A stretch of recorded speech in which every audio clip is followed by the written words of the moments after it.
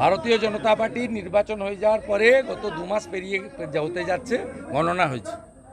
আবার সবাইকে, আমাদের লোকজন তো রাজনীতি করে খায় না, তাদের তো রুটি রুজি করতে হয়, তারা ভোটের সময় বেশি সময় দেয়। ভারতীয় জনতা পার্টির লোকরা ওই শৌচালয় থেকে, আবাস যোজনা থেকে টাকা মারে না, হকারদের কাছ থেকে তোলা তোলে না, টোটোর কাছ থেকে তোলা তোলে না। তাদের তো পেট আছে, তাদের তো স্ত্রী পুত্র পরিবার আছে, বাবা মা আছে। সেই জন্য সেই উদ্দেশ্যে বলা হয়েছে। মমতা বন্দ্যোপাধ্যায় নীতি আয়োগের বৈঠক পেরিয়ে ওটা প্ল্যান্টেড।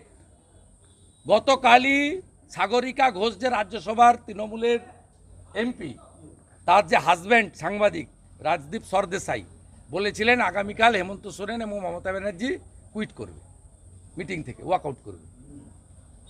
কালকে বলে দিয়েছে, তো প্ল্যান্টেড তো। এবং গতকাল লিক হয়ে গেছে, রাজদীপ সরদেশাই গতকাল লিক করে দিয়েছে, ফলো মাই এক্স হ্যান্ডেল। বলছে কেন্দ্রীয় সরকার বিভিন্ন ক্ষেত্রে তাদেরকে বঞ্চনা করছে, 100 দিনের কাজের টাকা দিচ্ছে না, আবাস যোজনার বাড়ি দিচ্ছে না। তার উত্তরও সকালবেলা দিয়ে দিয়েছি।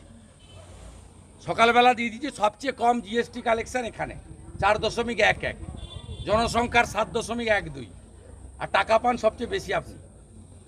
আপনাকে চুরি করার জন্য দেওয়া হবে নাকি? আপনি তাজের চার্টার ফ্লাইট নিয়ে গেছেন দিল্লি, 1 কোটি টাকা তো আপ ডাউন করতে চলে গেছে, গাই আর বাছুর গেছে দিল্লিতে।